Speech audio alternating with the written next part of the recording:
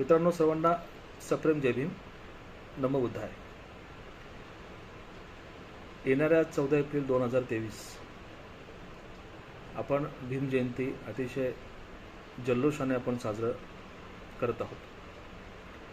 त्यामध्ये आपण जो जेवणाचा आपला कार्यक्रम असतो, बरोबर आहे, तर काही माता भगिनी आणि काही मित्रगण यांचे मला फोन आलेत आणि त्यांनी आपल्याला एक सुंदर कल्पना त्यांनी मला दिलीत की आपण पूर्वी काय व्हायचं की आपण एखादी काही गोष्ट करायची असली तर सर्वजण मिळून आपल्या आपल्या पद्धतीने तिथे थोडं वाटा उचलायचं, खारीचा वाटा, आणि तिथे एक चांगला उत्सव आपण साजरा करत असायचो. म्हणजे लहानपणी नाही का, समजा आपण कुठे लहान मुलांनी पार्टी केलीत तर तिथे कोणी घरातून 2 पोळे आणेल, 4 पोळे आणेल, असं एकत्र येऊन आपण तो आनंदोत्सव साजरा करत असतो. तसंच आपला आनंदोत्सव आहे मित्रांनो, 14 एप्रिल जयंती जी आहे आपली. तर बरेच दानशूर व्यक्तिमत्वांनी आपल्याला त्यावेळेस म्हणजे दान केलेलं आहे. तर एक सुंदर कल्पना आहे आणि मलाही छान आवडलेली आहे. तुम्ही ते बघावे. म्हणजे जर आता जसं तुमचं आपलं साखर झालं आहे, तेल झालं आहे, गहू झाले आहे, तांदूळ झालेले आहे, बरोबर. पण आपण त्यांनाही रिक्वेस्ट करतो आहे, ज्यांनी ते दिलेले आहेत, की समजा आता एक 60 किलो गहू आहे, बरोबर आहे. आता ते साहेबांनी आपल्याला 60 किलो गहू दिलेत, किंवा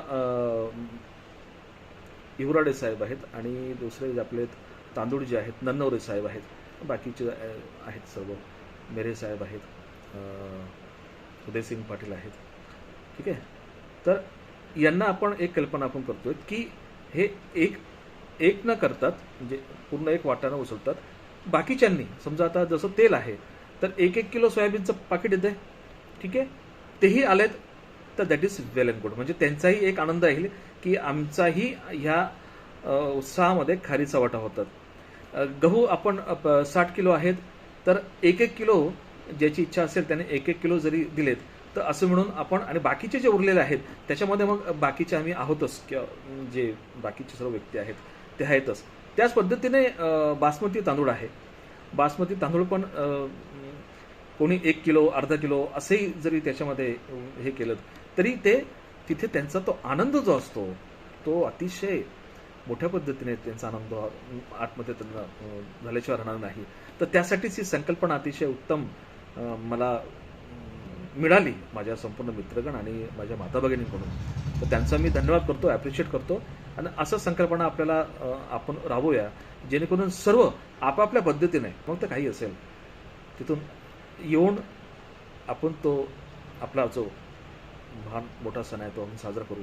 तर मित्रांनो, ही संकल्पना तुम्हाला कशी वाटली तुम्ही सांगा. आणि असं काय असेल तर असं आपण त्याच्यामध्ये निश्चितच करू शकतो. दुसरं अजून काय आहे की जे गहू आहेत, तांदूळ आहेत, मला एका माझ्या म्हणजे एक भगिनी आहेत त्यांनी मला तो सांगितलं की त्यांनी मला मार्गदर्शन केलेत की असं आपण करू शकतो. म्हटलं काय करू शकतो, तो म्हणजे गहू आणि तांदूळ जे आहेत निवडण्यासाठी सर्व माता भगिनी एकत्र येतील आणि ते गहू आणि तांदूळ निवडतील. मित्रांनो, हे फक्त एक माध्यम आहे.